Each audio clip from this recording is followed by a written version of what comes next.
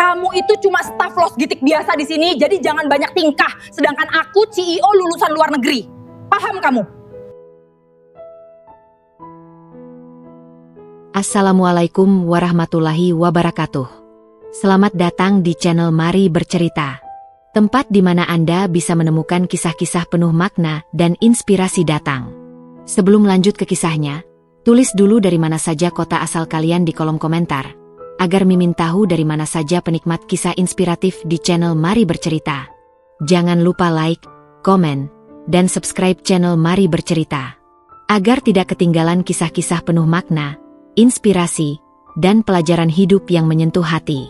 Aktifkan juga lonceng notifikasinya. Mimin doakan agar kalian selalu diberi kesehatan, dilimpahkan rezekinya, dihindarkan dari segala bentuk hutang, dan selalu dalam lindungan Allah Subhanahu wa Ta'ala. Amin. Mari kita lanjut ke kisahnya. Saya selalu percaya bahwa kerja keras tidak akan mengkhianati.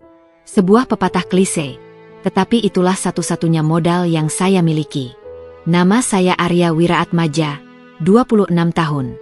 Saya bukan lulusan universitas ternama di Jakarta, melainkan kampus swasta di pinggiran kota yang mungkin hanya terdengar samar oleh telinga para petinggi di perusahaan ini. Saya adalah staf logistik di PT Atmaja Jaya, sebuah perusahaan holding besar yang bergerak di bidang distribusi. Pekerjaan saya sejujurnya tidak keren. Saya berurusan dengan packing list, barcode, palet, dan timbang-timbangan gudang yang suhunya selalu beberapa derajat lebih panas dari suhu di luar. Gaji saya cukup, hanya cukup untuk mengirimkan uang ke kampung, membayar kontrakan kecil, dan memastikan adik saya, Rina, bisa terus kuliah. Saya datang paling pagi, biasanya pukul 6.30, jauh sebelum satpam shift pagi sempat menyeduh kopi keduanya. Saya membantu tim gudang memindahkan kardus-kardus berat, seringkali menukar seragam kemeja saya dengan kaos belel demi menghindari tumpahan oli. Saya tidak harus melakukan itu. Deskripsi pekerjaan saya hanya sampai administrasi.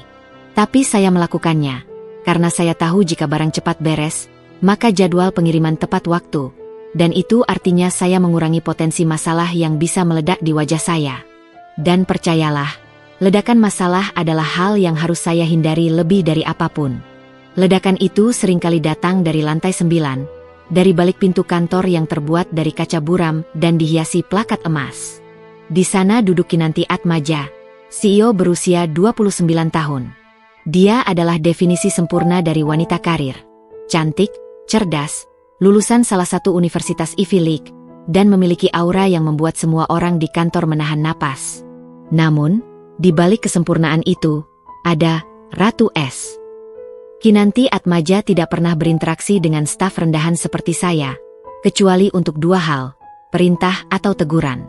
Dan teguran darinya bukanlah teguran biasa. Itu adalah hukuman publik yang dingin dan menusuk. Pagi itu, saya sedang menempelkan barcode khusus untuk pengiriman prioritas ke klien asing. Tangan saya licin karena semalam saya harus membantu menurunkan puluhan karung. Saya salah menempelkan dua barcode antara paket A dan B, kesalahan kecil yang dengan mudah bisa diperbaiki dalam 2 menit. Tapi, Kinanti mendapatinya. Dia baru saja turun dari lift lantai eksekutif. Langkah stiletonya berdetak tajam di lantai keramik, menciptakan irama tegang yang selalu saya kenali. Dia berhenti tepat di meja saya, membawa aura dinginnya seperti udara dari lemari es yang dibuka tiba-tiba. Arya Wiraatmaja, suaranya serak, tajam, dan tanpa emosi. Saya langsung berdiri, jantung saya berdebar kencang. Iya, Bu Kinanti. Dia tidak melihat mata saya, melainkan berkas yang saya pegang. Dengan gerakan tiba-tiba, dia membanting berkas itu ke meja saya hingga barcode-nya terlepas. Kamu tahu nggak orang seperti kamu ini bikin perusahaan rugi, Arya? Tanyanya, suaranya naik sedikit, tetapi tetap terkontrol, membuat setiap kata terdengar seperti eksekusi. Saya hanya bisa menunduk. Maaf, Bu. Saya akan langsung perbaiki. Perbaiki? Kerugian waktu dan potensi delay klien itu tidak bisa diperbaiki dengan kata, maaf, kamu. Dia menyapukan pandangannya ke staf lain yang menahan diri untuk tidak melihat. Kamu tahu, di luar sana ada ratusan lulusan S1 yang lebih teliti dan lebih cepat daripada kamu. Kalau bukan karena kamu murah, sudah aku pecat kamu dari dulu. Kalimat itu, kalau bukan karena kamu murah, adalah puncaknya. Kalimat itu tidak hanya merendahkan kinerja saya, tetapi juga seluruh nilai diri saya sebagai manusia yang bekerja keras. Kinanti berbalik dan pergi, meninggalkan saya di tengah kekosongan, dengan berkas berantakan dan bisikan kasihan dari rekan-rekan. Saya tahu, saya hanya Arya Wiraatmaja, staf logistik bergaji pas-pasan yang harus menahan diri. Saya hanya bertahan karena senyum ibu dan mimpi adik saya. Malam itu, saat Jakarta sudah tenggelam dalam lampu neon dan klakson, saya mengendarai motor butut saya kembali ke kontrakan. Saya memakai helm full face yang sudah banyak goresan. Di balik helm gelap itu, saya membiarkan air mata saya mengalir diam-diam. Air mata lelah karena tidak dianggap. Air mata karena merasa menjadi manusia yang tidak dihormati. Saya lelah menjadi murah. Saya lelah dihina. Tapi saya harus bertahan. Demi mereka. Kinanti Atmaja mungkin penguasa korporat di lantai 9. Tapi saya, di jalanan Jakarta yang keras, adalah penguasa nasib saya sendiri. Namun, betapapun kerasnya saya mencoba meyakinkan diri, perkataannya terus terngiang. Hanya karena kamu murah. Sejak insiden barcode itu, saya mencoba sebisa mungkin menghindari Kinanti Atmaja. Saya bahkan rela mengambil jalur gudang belakang yang lebih jauh dan panas, hanya demi tidak berpapasan dengan aura dinginnya. Namun, semakin saya berusaha menjauh, semakin saya menyadari keanehan dalam pola hidup sang Ratu Es. Saya adalah orang yang paling sering lembur di kantor, tetapi sejak 3 bulan terakhir, saya menemukan pesaing tak terduga, Kinanti Atmaja sendiri. Gudang dan kantor logistik saya berada di lantai dasar, sementara kantor Kinanti berada di lantai 9. Saat saya menyelesaikan administrasi pengiriman terakhir pukul 21, lampu di lantai eksekutif, terutama ruang kerjanya, masih menyala terang. Pukul 23, saat saya mematikan komputer, mobil sedan mewahnya masih terparkir rapi. Awalnya, saya berpikir, wajar, dia CEO, bebannya berat. Namun, seiring waktu, pengamatan saya menjadi lebih detail. Saya melihat dia selalu makan siang sendirian. Bukan di kantin mewah bersama kolega atau klien, melainkan di mejanya, dengan bekal dari catering sehat yang diantarkan oleh asisten pribadinya. Tidak ada yang berani mengajaknya makan. Tidak ada tawa atau bisik-bisik santai di sekelilingnya, hanya keheningan yang tebal. Kinanti dikenal sangat dingin. Dia membangun tembok tinggi di sekelilingnya, bukan tembok kantor, melainkan tembok emosional yang bahkan lebih kokoh dari beton. Tembok itu dibuat semakin tinggi setelah ayahnya, pendiri perusahaan ini, wafat 3 bulan lalu. Sejak saat itu, Kinanti bukan lagi pemimpin. Dia seperti mesin yang diprogram hanya untuk bekerja, dan menghindari kontak emosional. Saya ingat, minggu lalu adalah ulang tahunnya. Tidak ada perayaan, tidak ada kue, bahkan tidak ada karangan bunga dari internal kantor. Hanya ada tumpukan berkas dan layar monitor yang menyala. Saya tahu ini karena Pak Udin, Satpam Malam, bercerita.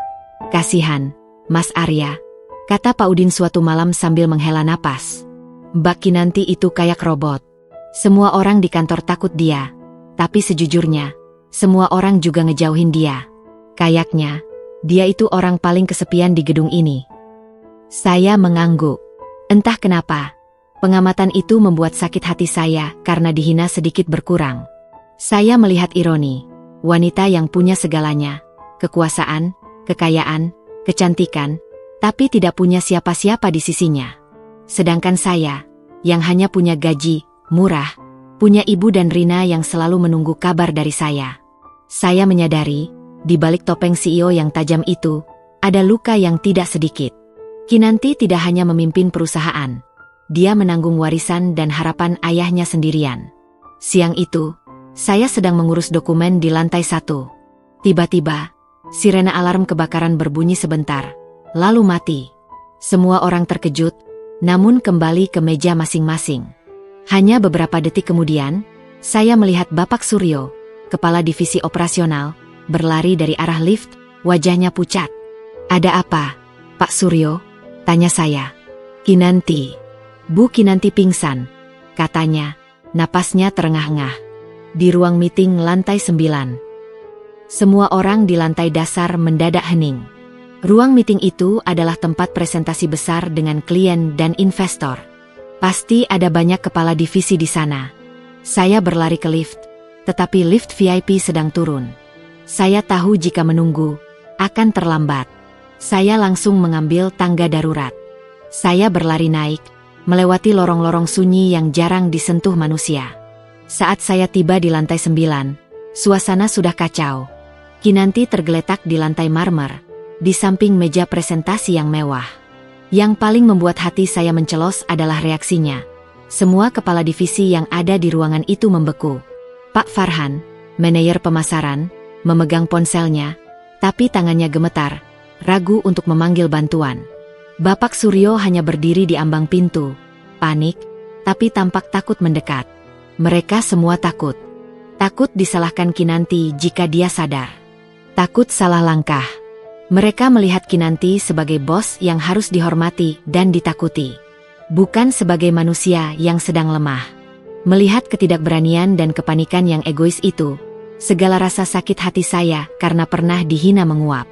Saya hanya melihat seorang wanita muda yang terlalu keras pada dirinya sendiri, yang kini membutuhkan pertolongan. Tanpa pikir panjang, saya langsung berlari masuk. Saat saya menerobos masuk ke ruang meeting di lantai 9, rasanya seperti menembus sebuah film yang berhenti di tengah adegan.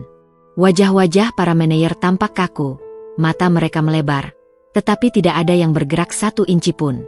Mereka seolah menunggu instruksi, bahkan di hadapan kondisi darurat medis. Minggir! Saya berteriak, suara saya terdengar asing, bergema di ruangan yang biasa dipenuhi bisikan formal. Saya berlutut di samping Kinanti.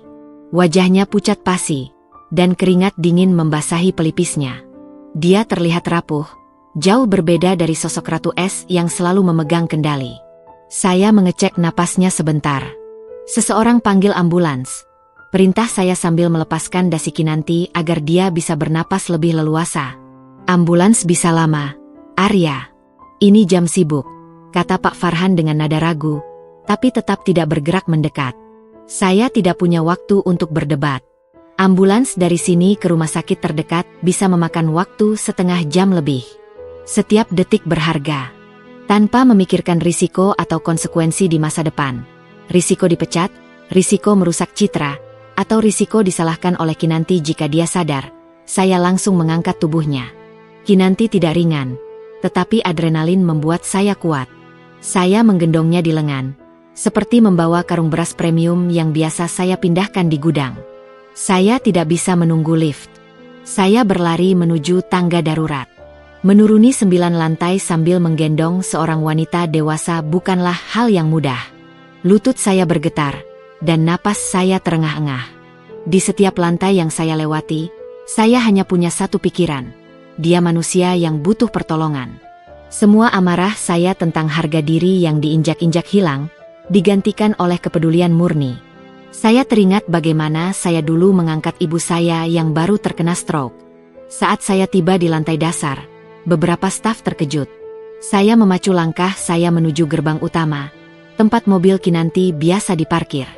Saya melihat Pak Bimo, sopir pribadi Kinanti, berdiri di dekat mobil sedan mewah yang mengkilap itu. Pak Bimo, tolong buka kunci mobilnya. Kita harus bawa Bu Kinanti ke UGD sekarang. Seru saya. Suara saya hampir habis. Pak Bimo, seorang pria parubaya yang selalu tenang, tampak sangat gugup. Aduh, Mas Arya. Saya enggak berani. Bu Kinanti pasti marah kalau saya bawa mobilnya tanpa izin. Saya bisa dipecat, Mas. Saya berhenti sejenak. Di depan saya ada Kinanti yang kehilangan kesadaran. Dan di samping saya ada simbol dari budaya korporat yang paling buruk. Ketakutan kehilangan pekerjaan mengalahkan naluri menyelamatkan nyawa. Kalau dia kenapa-kenapa, itu lebih parah daripada dipecat, Pak. Saya tidak lagi meminta. Saya menuntut. Pak Bimo tetap menggeleng, matanya ketakutan. Saya menatap Kinanti, lalu menatap kunci yang dipegang Pak Bimo. Saya memutuskan saat itu juga. Saya mengambil kunci mobil itu dari tangan Pak Bimo, bukan dengan paksaan, tetapi dengan otoritas darurat yang saya ciptakan sendiri. Saya membuka pintu belakang, menidurkan Kinanti dengan hati-hati. Ini mobil paling mahal yang pernah saya sentuh, apalagi kendarai. Saya, si staf logistik dengan seragam lusuh, sekarang duduk di kursi pengemudi CEO. Saya memacu mobil sedan mahal itu kencang-kencang. Saya tidak mahir mengendarai mobil matic, tetapi saya mengemudikan mobil ini dengan naluri, memanfaatkan setiap celah di kemacetan Jakarta. Saya melewati lampu merah, membunyikan klakson panjang, dan melanggar setiap aturan lalu lintas yang saya tahu. Saya tahu, jika ada kamera yang merekam adegan ini, pasti akan terlihat aneh. Seorang pemuda berwajah panik dengan seragam belel, mengemudikan mobil seharga miliaran rupiah. Ketika tiba di UGD, saya langsung memanggil perawat. Saya menggendong Kinanti lagi, membawanya ke dalam. Perawat dan dokter segera menanganinya. Setelah Kinanti ditangani dan dipindahkan ke ruang observasi, barulah saya ambruk di kursi ruang tunggu.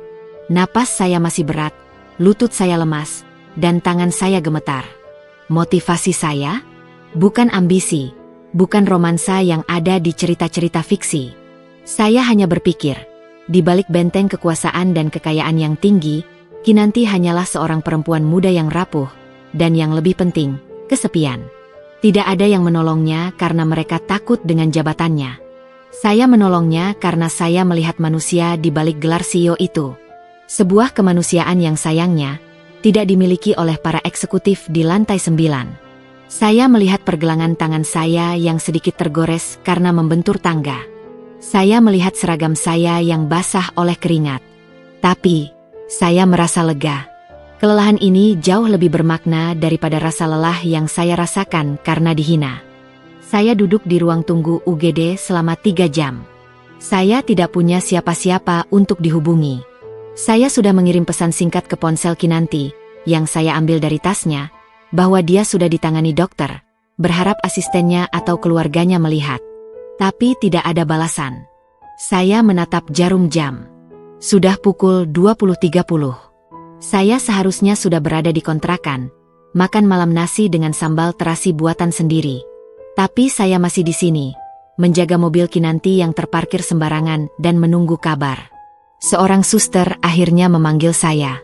Bapak Arya, pasien sudah sadar dan bisa diajak bicara. Saya masuk ke ruang observasi. Kinanti duduk bersandar, tubuhnya dibalut selimut rumah sakit yang kebesaran. Dia terlihat sangat kecil dan biasa. Hilang sudah aura CEO yang mendominasi. Di samping tempat tidurnya, ada infus yang menancap di tangannya. Ketika mata kami bertemu, ada keheningan yang berbeda dari keheningan di kantor. Keheningan ini penuh pertanyaan. Arya? Suaranya lemah, hampir seperti bisikan. Dia tampak benar-benar terkejut melihat saya masih di sana, dengan seragam logistik saya yang sudah kotor dan bau keringat. Iya, Bu Kinanti. Syukurlah ibu sudah sadar, kata saya. Dia menatap saya dari ujung kepala hingga ujung kaki. Tatapan itu bukan lagi tatapan meremehkan, melainkan tatapan kebingungan. Kau, kenapa repot-repot? Tanyanya. Akhirnya, pertanyaan itu, dengan intonasinya yang polos, menusuk saya. Repot. Semua orang di kantor, mereka takut padaku. Mereka tahu jika ada masalah, mereka harus menghindar. Apalagi setelah ucapan saya tempo hari. Kenapa kamu, orang yang saya hina, justru orang yang menyelamatkan saya? Dia bertanya, matanya menyiratkan luka dan kejujuran yang langka. Saya menarik napas. Inilah saatnya untuk berbicara, bukan sebagai staf logistik, tetapi sebagai manusia. Saya tidak menolong Bu Kinanti karena jabatan ibu. Saya memulai dengan hati-hati. Saya menolong karena ibu pingsan. Karena ibu manusia, bukan robot. Saya duduk di kursi di sampingnya. Dan karena tak ada satupun dari kita yang benar-benar kuat kalau sendirian. Saya lihat ibu sudah terlalu lama memikul beban sendirian. Bu. Wajah Kinanti berubah. Ekspresi dinginnya retak, digantikan oleh semburat merah muda di pipinya. Dia memalingkan wajah, menatap jendela gelap. Di mana yang lain? Tanyanya pelan. Maksud ibu, kolega atau keluarga? Dia mengangguk. Sampai saya keluar dari ruang tunggu tadi, belum ada yang datang. Saya sudah kirim pesan ke ponsel ibu, berharap ada yang melihat, Jawab saya jujur. Keheningan kembali datang, lebih berat. Kinanti menutup matanya. Saya bisa merasakan kesedihan yang tak terucapkan di ruangan itu. Malam itu, saya tidak bisa meninggalkannya begitu saja. Saya memesan teh hangat di kafetaria rumah sakit. Saya menceritakan bagaimana saya merawat ibu saya yang stroke. Saya menceritakan detail kecil. Bagaimana ibu kesulitan menelan. Bagaimana saya harus memaksanya berbicara dan tertawa agar semangatnya kembali. Saya menceritakan itu bukan untuk mengemis simpati, tetapi untuk memberinya perspektif bahwa kehidupan ini penuh perjuangan, dan tidak ada yang salah dengan menjadi lemah. Kinanti mendengarkan tanpa memotong. Untuk pertama kalinya, saya melihat dia sebagai Kinanti, bukan CEO. Ayah saya, katanya, suaranya hampir tidak terdengar, selalu bilang, Kinanti harus keras. Tidak boleh menunjukkan kelemahan. Di dunia bisnis, kelemahan adalah bunuh diri. Ayah ibu benar tentang bisnis, Bu, kata saya. Tapi ibu lupa bahwa ibu adalah manusia sebelum menjadi pebisnis. Tiba-tiba, saya melihat matanya berkaca-kaca. Air matanya menetes ke selimut putih, diam-diam, tanpa suara isakan. Itu adalah air mata yang ditahan selama berbulan-bulan. Air mata kesepian yang akhirnya menemukan tempat untuk jatuh. Sebelum saya pamit pulang, dia menoleh, matanya masih basah. Dia berbisik pelan, hanya 2 kata, tetapi terasa lebih keras daripada semua teriakan di ruang rapat. Terima kasih. 2 kata itu adalah yang pertama ia ucapkan kepada saya tanpa nada mengejek atau merendahkan. 2 kata itu membasuh semua hinaan yang pernah saya terima. Malam itu, saya pulang dengan hati yang jauh lebih ringan. Saya menyadari, saya tidak hanya menyelamatkan Kinanti Atmaja dari pingsan, tetapi mungkin saya telah sedikit meruntuhkan tembok yang ia bangun untuk melindungi dirinya dari dunia, sebuah tembok yang ironisnya juga mengisolasinya. Kinanti Atmaja kembali ke kantor seminggu setelah dirawat. Kembalinya dia disambut dengan suasana canggung yang kental. Semua orang bersikap terlalu baik, terlalu formal, dan terlalu takut. Saya, seperti biasa, kembali ke rutinitas saya di gudang, memastikan packing list bebas dari kesalahan, dan datang paling pagi. Hubungan saya dengan Kinanti kembali normal, secara formal. Kami hanya bertukar anggukan singkat di lorong, atau dia hanya menyampaikan instruksi melalui email yang dikirimkan oleh asisten pribadinya. Namun, ada yang berbeda. Dia tidak lagi memelototi kesalahan kecil saya. Bahkan, beberapa kali dia terlihat mengamati saya dari kejauhan, dari balkon lantai 2 yang menghadap ke area loading dock. Tatapannya tidak lagi tajam seperti pedang, melainkan seperti seseorang yang sedang mencoba memecahkan teka-teki. Perubahan itu mencapai puncaknya pada rapat evaluasi operasional logistik yang diadakan pada hari Jumat.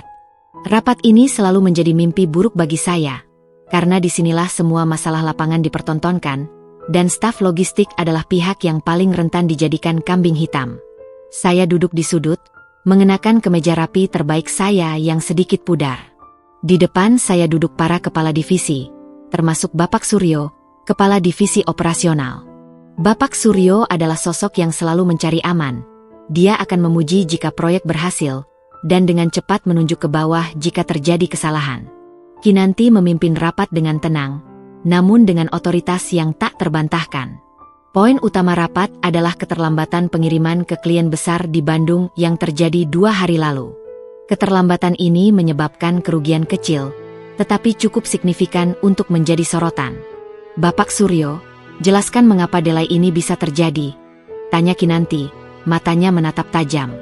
Bapak Suryo, dengan semir kecil yang saya benci, langsung mengalihkan fokus. Itu murni kesalahan lapangan, Bu Kinanti. Staf logistik, Arya, gagal berkoordinasi dengan tim pengemudi di saat kritis. Ada miskomunikasi penentuan rute yang membuatnya terlambat 1 jam. Ini bukti kelalaian Arya. Seluruh mata di ruangan itu beralih ke saya. Saya merasakan wajah saya memanas. Saya ingin membela diri, bahwa keterlambatan itu terjadi karena sopir utama sakit mendadak dan saya harus mencari pengganti dalam 15 menit. Sebelum saya sempat membuka mulut, Kinanti mengangkat tangannya, menghentikan suasana tegang. Tunggu sebentar, Bapak Suryo, katanya, suaranya dingin, Tetapi kali ini dinginnya bukan ditujukan kepada saya. Apa Anda yakin itu murni kelalaian Arya? Bapak Suryo terkejut. Tentu saja, Bu. Dia penanggung jawab terakhir dokumen sebelum barang naik. Kinanti menggeser kursinya. Dia mengeluarkan tabletnya dan menunjukkan sebuah foto yang ternyata adalah screenshot dari grup WhatsApp internal logistik. Saya memeriksa sendiri arsip dan log kerja di malam hari. Jelasnya, suaranya mulai meninggi. Arya mengirim pesan darurat pukul 19.30, mencari pengganti sopir setelah yang bertugas tiba-tiba demam. Dia bahkan turun langsung ke gudang, mencari sopir lepas, dan mengantar sendiri dokumen ke rumah sakit untuk ditandatangani. Kinanti menatap Bapak Suryo, lalu menyapu pandangan ke semua kepala divisi. Keterlambatan 1 jam memang kerugian, ujarnya, nadanya tajam. Tapi, dalam keadaan darurat mendadak, Arya mengambil inisiatif yang jauh melebihi gajinya. Dia memastikan barang tetap jalan, meskipun dia harus memecahkan masalah yang seharusnya menjadi tanggung jawab Anda sebagai kepala divisi operasional. Dia meletakkan tabletnya. Arya bukan penyebab masalahnya. Arya adalah satu-satunya orang yang bertindak cepat untuk memitigasi kerugian yang disebabkan oleh kurangnya sistem backup di departemen Anda, Bapak Suryo. Saya duduk membeku. Kinanti Atmaja, Ratu S yang pernah menghina saya di depan umum, kini membela saya dengan data dan logika yang tak terbantahkan. Tidak ada yang berani membantah. Kinanti menyimpulkan, saya menilai kinerja seorang staf dari apa yang mereka lakukan di bawah tekanan, bukan hanya dari laporan yang disajikan. Arya adalah seseorang yang layak dihargai karena integritasnya di lapangan. Rapat selesai. Setelah semua orang bubar, saya tetap duduk, masih terkejut. Arya, panggilnya pelan. Saya berjalan mendekati mejanya. Duduklah, katanya, menunjuk kursi di depannya. Saya, terima kasih, Bu Kinanti, kata saya, gugup. Saya tidak menyangka ibu akan membela saya. Kinanti menatap saya lekat-lekat. Aku melakukan apa yang benar, Arya, bukan apa yang menyenangkan orang. Selama ini, aku terlalu keras padamu, dan aku minta maaf. Aku melihatmu bukan hanya sebagai staf logistik. Jedanya, dia mencondongkan tubuh sedikit. Aku melihatmu sebagai seseorang yang layak dihargai. Orang yang peduli pada perusahaan ini, lebih dari para eksekutif itu. Kinanti menghela napas. Kamu tahu, di rumah sakit itu, kamu mengajarkanku sesuatu yang tidak pernah aku pelajari di Ivy League atau di rapat Dewan Komisaris. Kamu mengajarkanku bahwa kekuatan sejati adalah kejujuran dan kemanusiaan. Saat itu, saya tidak lagi melihat bos yang arogan, tetapi seorang wanita yang sedang berjuang untuk menjadi pribadi yang lebih baik. Ada janji di mata Kinanti, janji perubahan. Setelah insiden di ruang rapat, suasana di kantor terhadap saya memang sedikit berubah. Para manajer sekarang memberikan hormat yang lebih tulus, bukan sekadar basa-basi. Bapak Suryo menghindari tatapan saya. Tapi yang paling signifikan, tentu saja, adalah perubahan dalam hubungan saya dengan Kinanti Atmaja. Komunikasi kami menjadi lebih sering, terutama mengenai masalah operasional di lapangan. Dia tidak lagi hanya membaca laporan di mejanya. Dia meminta perspektif langsung dari saya. Kami sering bertemu di gudang, di mana dia bertanya tentang kesulitan sopir, kondisi jalan, atau kekurangan peralatan. Dia mendengarkan dengan serius, mencatat detail-detail kecil yang tidak pernah diperhatikan oleh kepala divisi operasional manapun. Namun, beberapa minggu kemudian, Kinanti membuat langkah yang benar-benar mengejutkan. Suatu sore, saya sedang mengunci gudang. Ponsel saya bergetar. Sebuah pesan dari nomor tak dikenal. Arya, ini nanti. Bisakah kau kosongkan jadwalmu malam ini? Aku ingin mentraktirmu makan malam di luar kantor. Anggap saja ucapan terima kasih karena sudah jujur soal masalah operasional. Kata, nanti, tanpa embel-embel, Bu, atau Ibu Kinanti, sudah membuat saya gugup setengah mati. Ditambah lagi, makan malam di luar kantor? Saya memandangi seragam saya yang baru saja saya ganti. Saya membalas, tentu, Bu Kinanti. Di mana tempatnya? Di The View, rooftop Hotel Permata. Aku tunggu pukul 19.30. Mata saya melebar. The View. Itu adalah salah satu restoran paling eksklusif di Jakarta, tempat orang-orang berkelas bisnis mengadakan pertemuan atau kencan mewah. Harga makanannya setara dengan gaji mingguan saya. Saya panik. Saya hanya punya satu kemeja rapi terbaik. Kemeja biru muda yang sudah saya kenakan di rapat. Saya buru-buru pulang ke kontrakan, menyetrika kemeja itu hingga licin, dan mencukur rapi. Saya merasa seperti Cinderella yang harus berganti rupa, tetapi tanpa bantuan Ibu Peri. Pukul 19.20, saya tiba di Hotel Permata dengan motor butut saya yang selalu setia. Petugas valet melihat saya dengan alis terangkat. Saya langsung bergegas ke lobi dan naik lift menuju rooftop. Ketika saya tiba, Kinanti sudah duduk di meja dekat tepi kaca, menghadap panorama lampu kota Jakarta yang gemerlap. Dia mengenakan gaun malam yang sederhana namun elegan, dan rambutnya digerai. Dia tampak memesona dan, anehnya, sedikit gugup. "Kau datang," sapanya dengan senyum tipis. Senyumnya tidak sedingin dulu. "Tentu saja, Bu Kinanti," kata saya sambil menarik kursi. Saya merasa canggung. Saya takut salah memegang garpu atau salah memesan. "Tolong, malam ini panggil aku nanti. Di luar tembok kantor ini, kita setara, setidaknya sebagai orang yang sedang makan malam," pintanya. Saya mengangguk, mencoba beradaptasi dengan situasi surreal ini. "Baik, nanti." Makan malam itu bukanlah diskusi bisnis. Kinanti banyak bertanya tentang kehidupan saya, tentang ibu saya di kampung, tentang Rina, tentang impian saya. "Aku melakukan ini karena kau berbeda, Arya," katanya, mengaduk minumannya. "Semua orang di sekitarku mendekatiku karena ingin jabatan, kontrak, atau uang.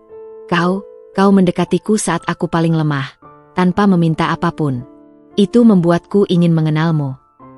Dia kemudian menceritakan tekanannya. "Ayahku mendidikku untuk menjadi pengganti yang sempurna. Menjadi machine leader yang tanpa celah. Aku tidak boleh menunjukkan perasaan, tidak boleh ada teman. Aku selalu sendirian, bahkan saat aku tertawa di depan klien." Kami menemukan kesamaan. Kami sama-sama memikul beban keluarga yang berat. Bedanya, bebannya dalam bentuk warisan perusahaan, sedangkan beban saya dalam bentuk nafkah harian. "Ketika kau menggendongku menuruni tangga," lanjutnya, matanya menatap saya dengan intens, "dan saat kau menemaniku di UGD, itu adalah momen teraneh dalam hidupku. Aku merasa akhirnya ada seseorang yang peduli pada Kinanti, bukan pada CEO Atmaja Jaya." Malam itu, pergeseran terjadi. Hubungan kami berkembang dari rasa hormat paksaan menjadi rasa nyaman yang tulus. Di akhir malam, saat saya mengantar Nanti pulang, dia bersikeras membiarkan saya mengantar dengan motor saya, katanya, segar. Kinanti tiba-tiba meminta saya menghentikan motor di pinggir jalan yang sepi. Dia membuka helmnya, membiarkan rambutnya terurai. Dia menatap saya di bawah cahaya rembulan dan lampu jalan yang redup. "Arya," bisiknya, suaranya sangat rendah. "Aku nyaman di dekatmu." Kalimat itu bukan pengakuan cinta langsung, tetapi lebih dalam dari itu.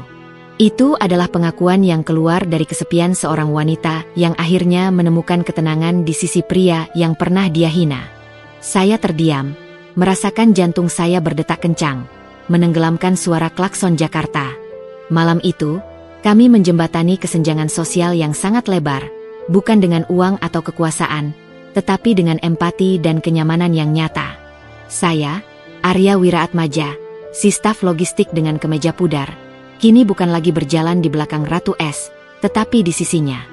Hubungan saya dan Nanti, sekarang saya terbiasa memanggilnya begitu, setidaknya di luar jam kantor, tumbuh seperti tunas di tengah padang es. Kami berkomunikasi lewat pesan singkat, sering bertemu untuk makan siang diam-diam di mobil saya. Mobil butut saya menjadi tempat berlindung yang paling aman dari mata kantor. Atau sesekali makan malam sederhana di warung kaki lima. Tentu saja, gosip mulai berhembus. Di kantor korporat yang kaku ini, perubahan sekecil apapun akan menjadi santapan utama. Mata-mata, Kinanti, yang dulunya adalah saya, kini tampak selalu mendapat perlindungan dari sang CEO. Dan yang paling vokal menyebarkan fitnah adalah Bapak Suryo. Arya itu cuma oportunis, bisiknya di kantin, yang sampai ke telinga saya melalui rekan kerja yang lain. Dia memanfaatkan kelemahan Bu Kinanti saat sakit. Dasar staf rendahan, cuma mau naik jabatan lewat jalur belakang.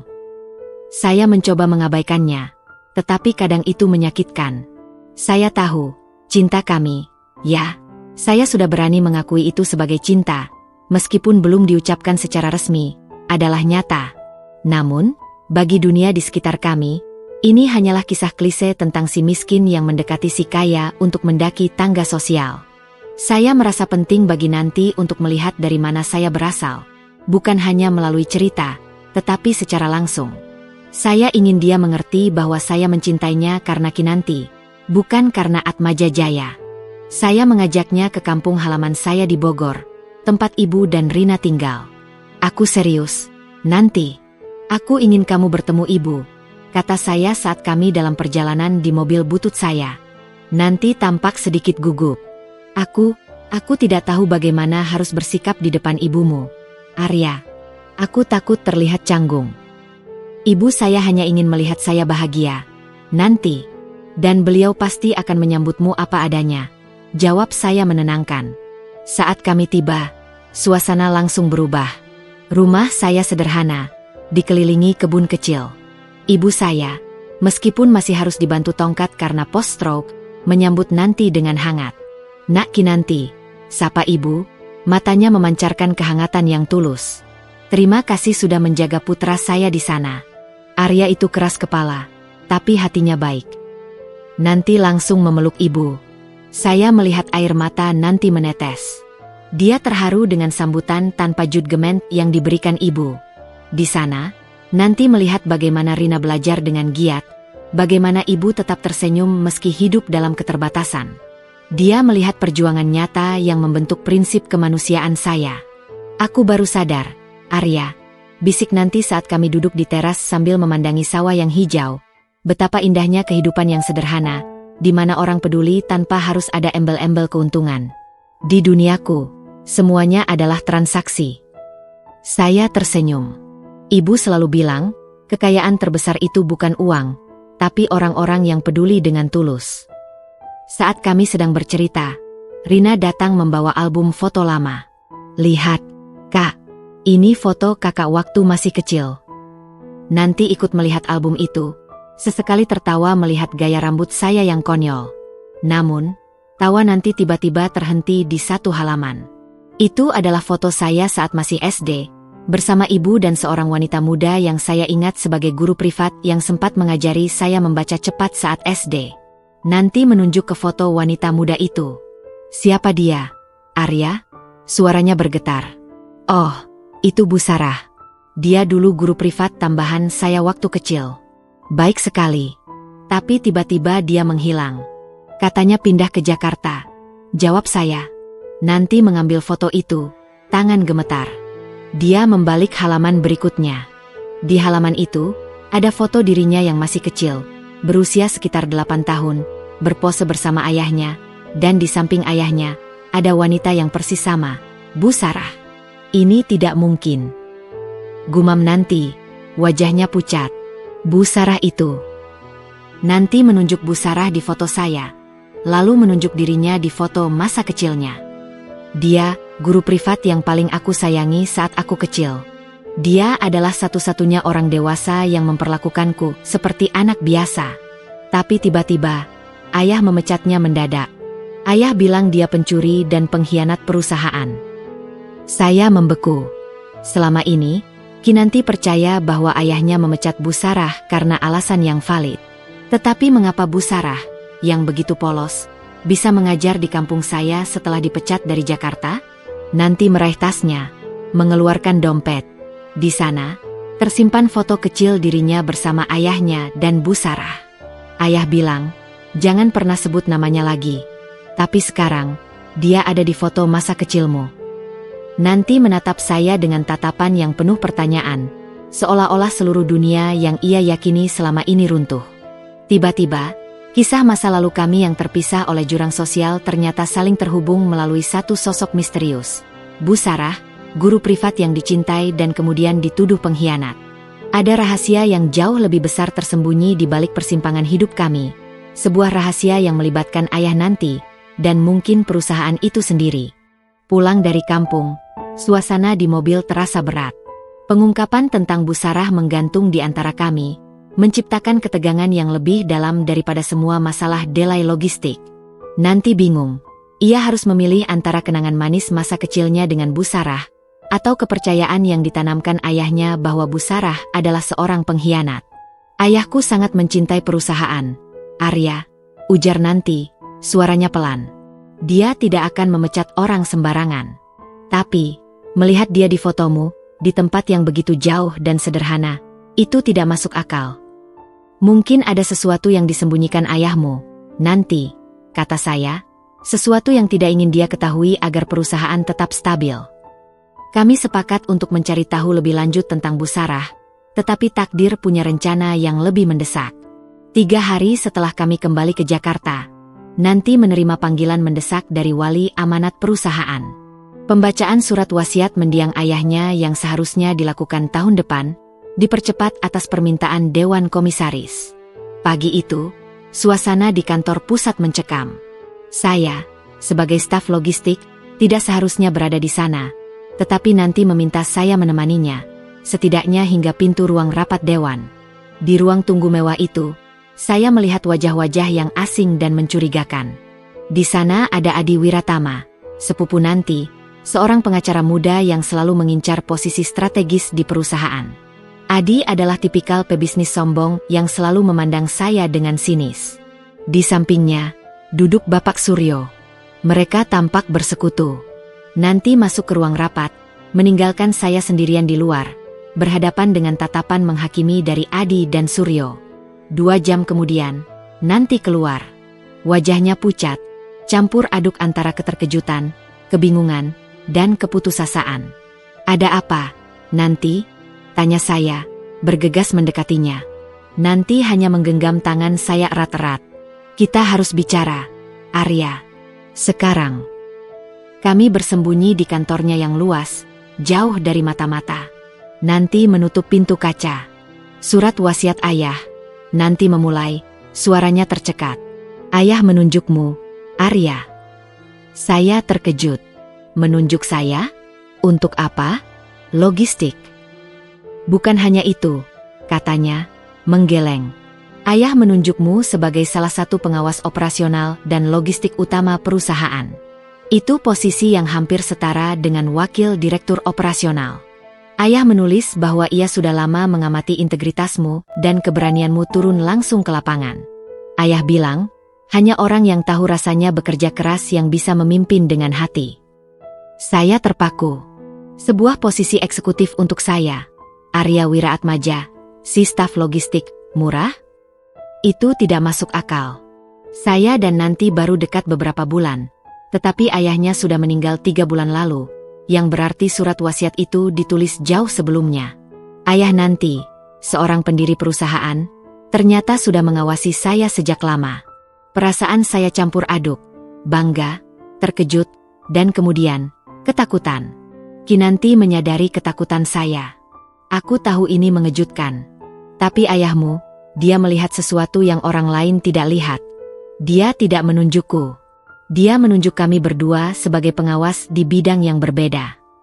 Tapi, Nanti, bagaimana dengan Adi dan Bapak Suryo? Tepat seperti yang saya duga, intrik muncul.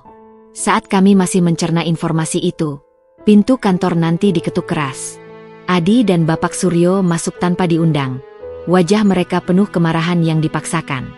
Ini namanya skandal, Kinanti, seru Adi, melempar sebuah berkas ke meja Nanti. Surat wasiat ini pasti dimanipulasi. Bapak Suryo menunjuk ke arah saya. Dia, staf rendahan ini pasti sudah merayu dan memanipulasi Anda saat Anda sakit. Bu, gosip di kantor sudah memanas. Dan sekarang dia tiba-tiba ditunjuk ke posisi penting? Itu murni ambisi. Adi menambahkan tuduhan yang lebih serius. Kami menemukan bukti bocoran data logistik dari sistem internal. Data ini disebarkan secara anonim kepada kompetitor. Dan hanya Arya yang punya akses penuh ke data itu karena dia mengurus semua pengiriman. Jelas, dia bersekutu dengan Anda, Kinanti, untuk mengamankan posisi. Saya terhenyak. Tuduhan itu kejam, direncanakan dengan matang, dan sangat berbahaya.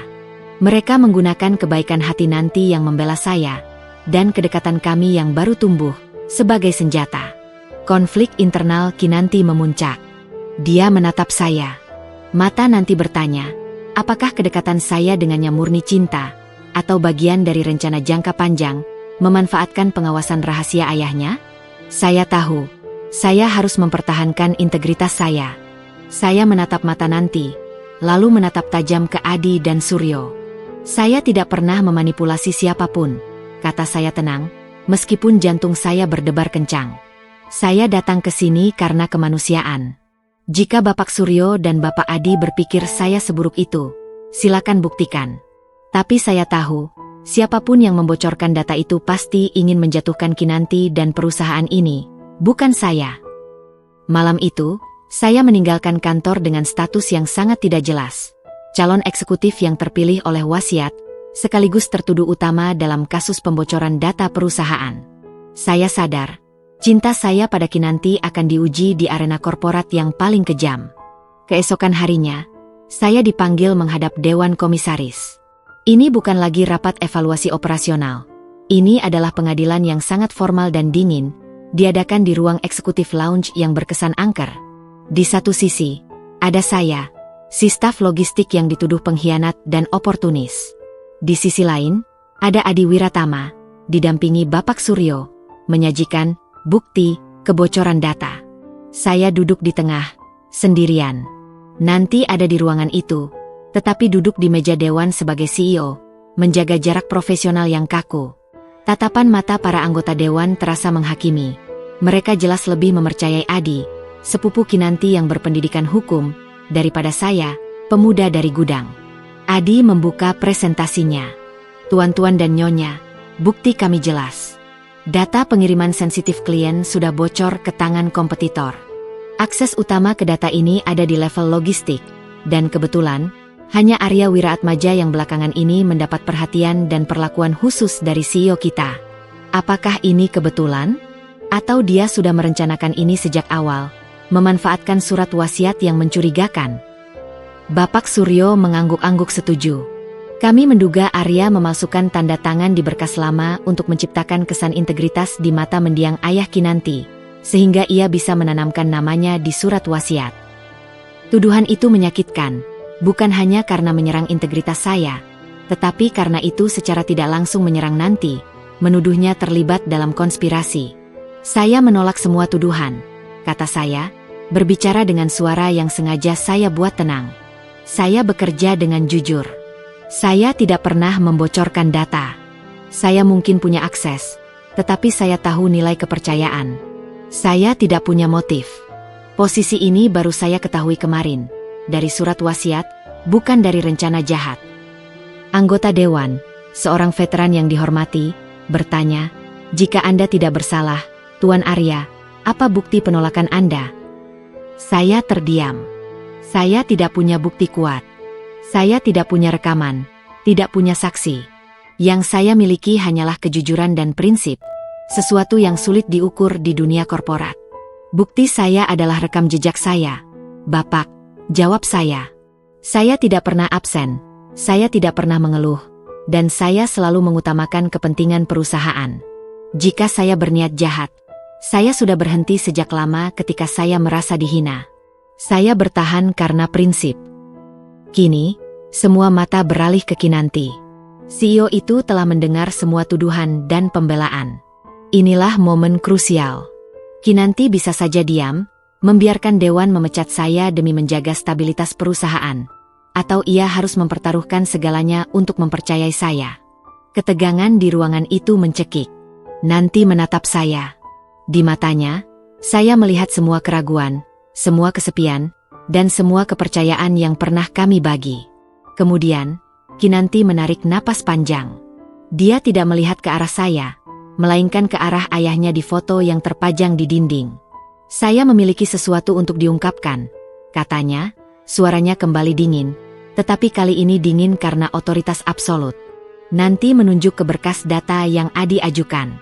Data yang dibocorkan adalah database yang rentan dan sudah lama ayah saya ingin perbaiki, tapi selalu ditunda oleh kepala operasional, Bapak Suryo.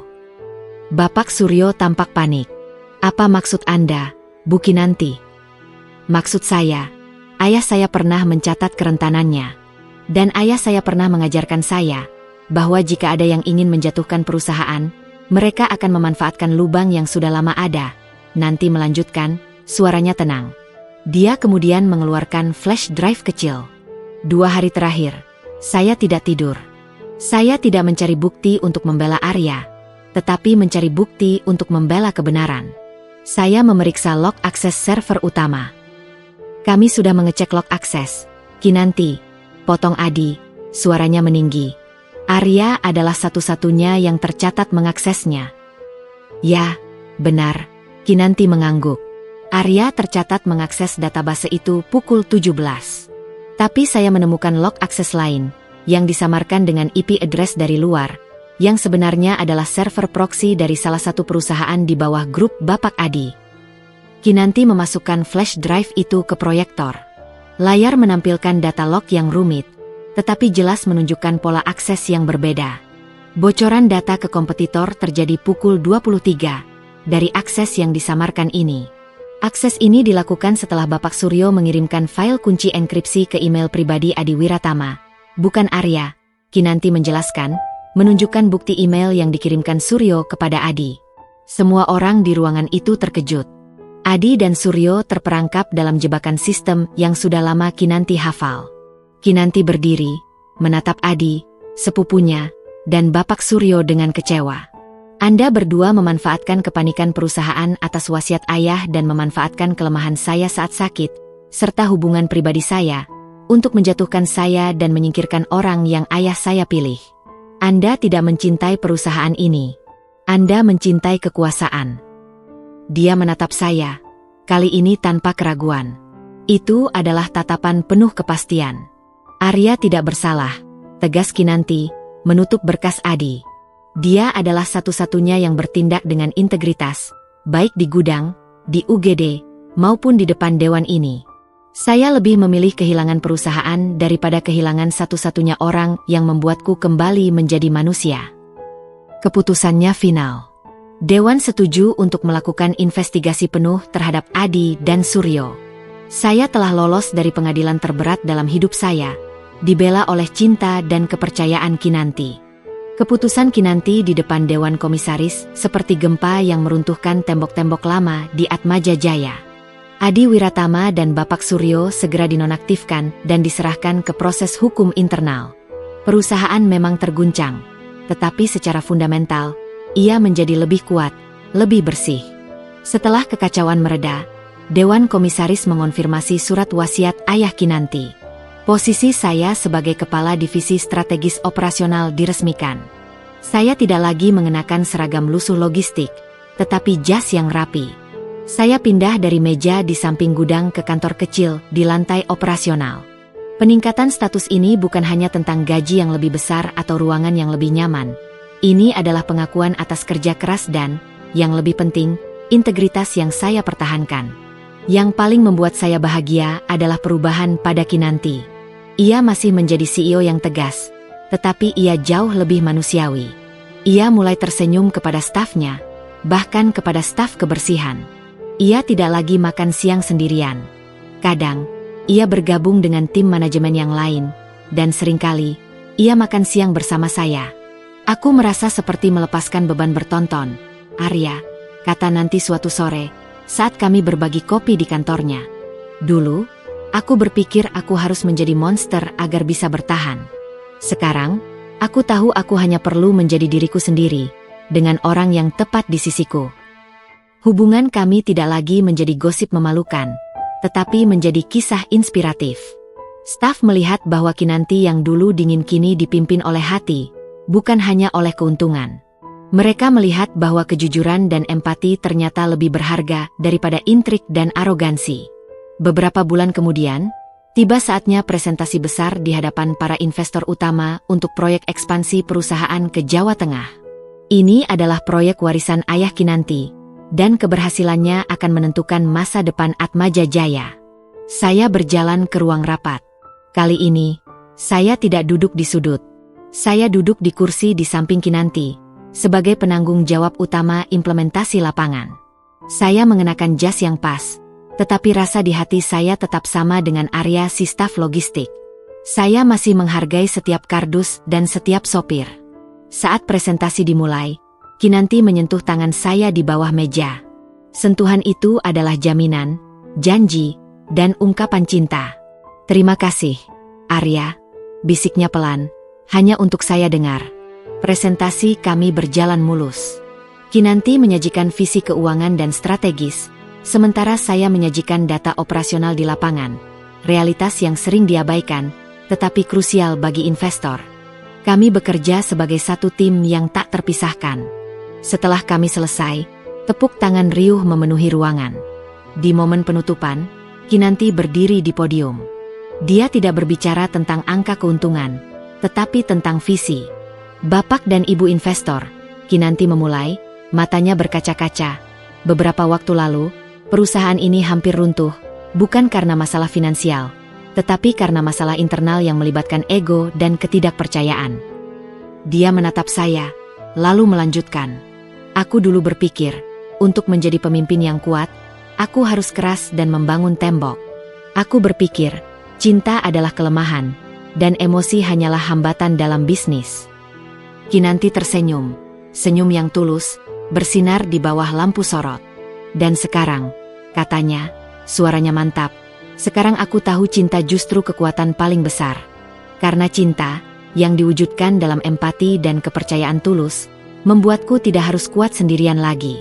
Berkat Arya, aku belajar bahwa integritas seorang manusia jauh lebih penting daripada laporan keuangan manapun.